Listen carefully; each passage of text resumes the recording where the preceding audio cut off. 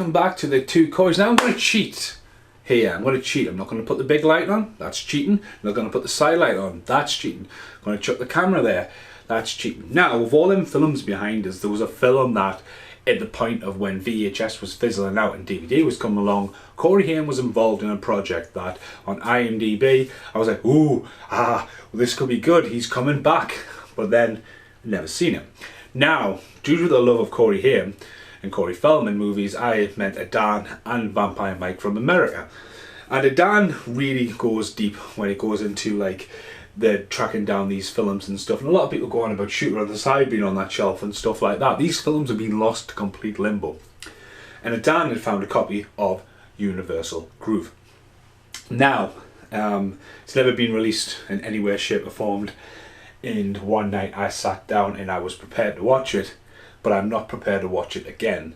So what we're going to do is we're going to actually jump in to an old review. It's the only time we're going to do this with the series.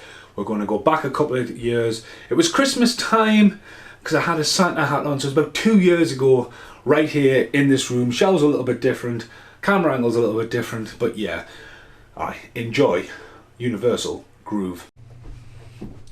I'm not being funny, but I think some Indians stole my shoes. Okay. Wipe down the side of the screen.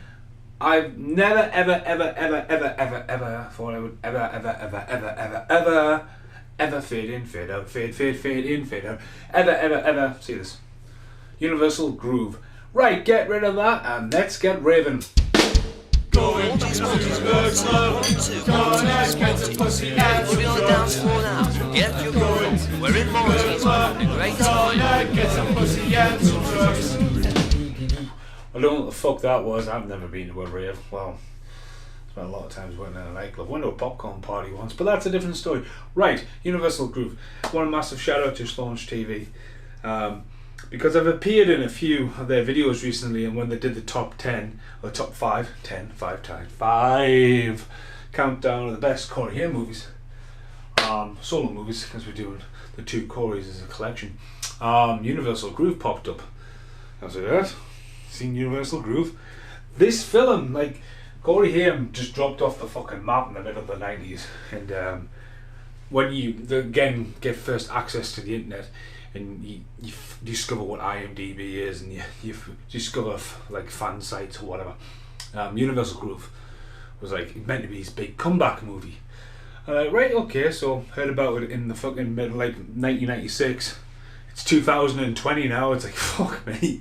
Didn't even know this film would ever exist. And it was always deemed to be like River Phoenix's movie Dark Blood, that one Easter egg you might not get a hold of. And the day I mentioned it recently, like, Without Malice to me is probably the rarest one out there because it was one of the last VHSs out there, and I made a comment about finding a copy of Universal Groove on VHS.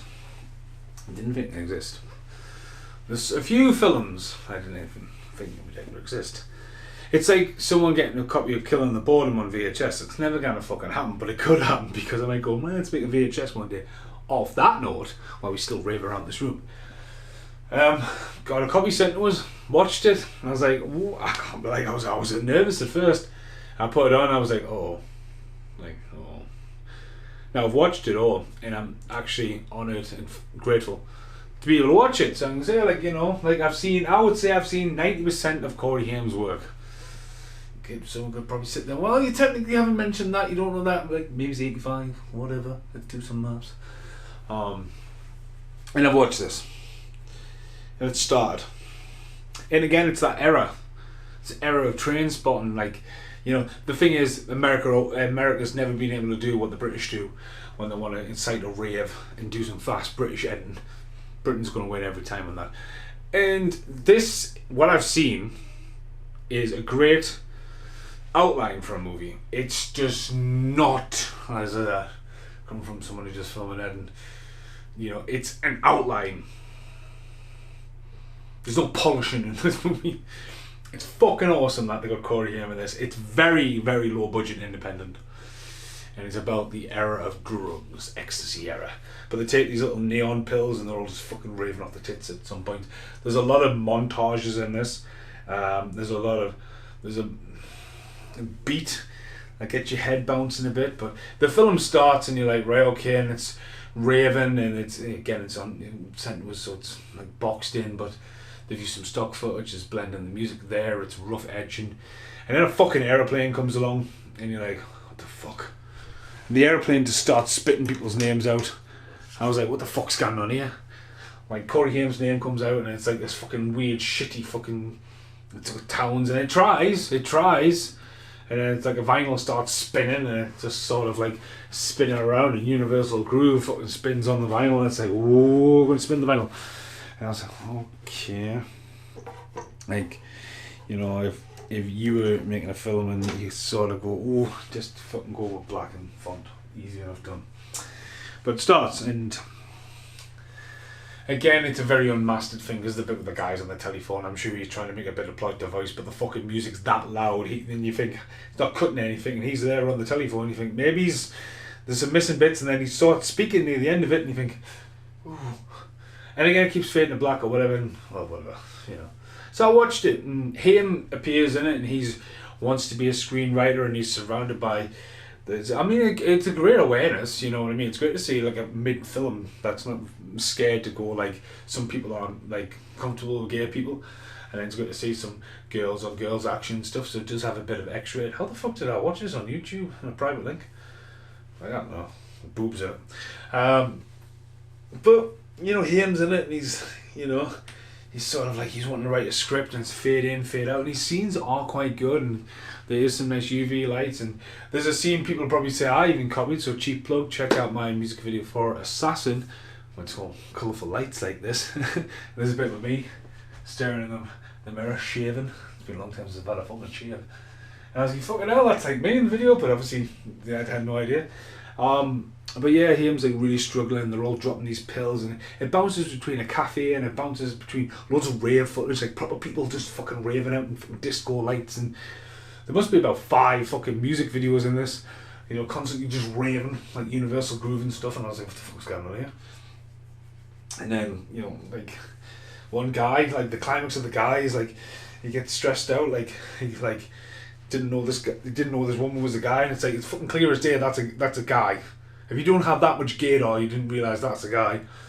But everyone else's performances are really cardboard. Haim's just fucking really, you can see fucking Haim's a professional actor, you know, in this, compared to everyone else. But it doesn't really go anywhere.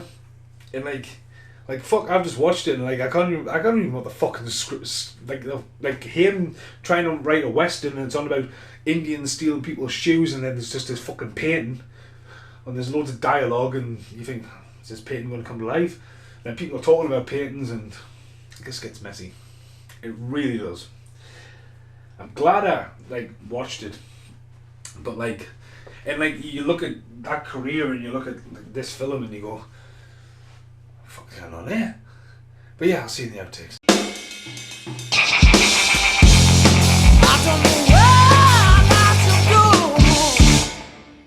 So yeah, it's awesome. At the sentence that to watch. And this is my review, random for it. Shooter in the Side's probably the one you're never gonna watch. You know, but maybe she will. Maybe she will. But again, what I would do with that, what I've seen, I would search for a band. This is me personally, what I would do, right?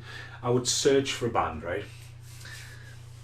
And it, not like, I would find a song, and I would go, right, and I would make a music video.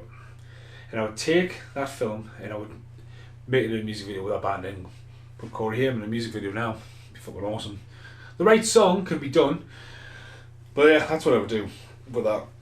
Because like at the end of the day, unless you've got the original negative and you want to pull it back, but again, I would also look at the potential of like interweaving this into a different story. Because again, it's not going to get released. Again, if they wanted to do it, release it as a VHS, and only diehard Corey Haim fans will get it. Kickstarted, fucking kickstarted.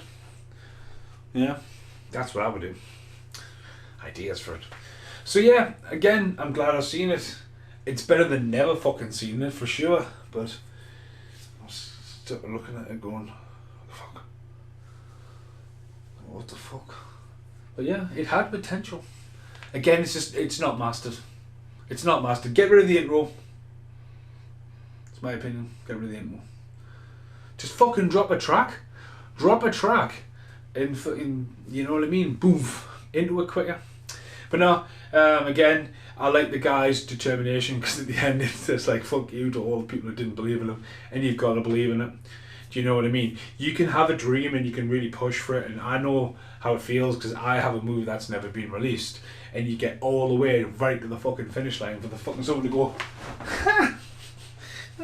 there's the rug, mate. Motherfuckers. But again, never stop believing from what you do. And again, for this to finally seen it, I'm happy with it. But thanks very much, Science TV. And yeah, if you ever see Universal Grove, be careful. And watch out for them Indians stealing your shoes. Gotta be careful with them. Thanks for watching. Goodbye for now.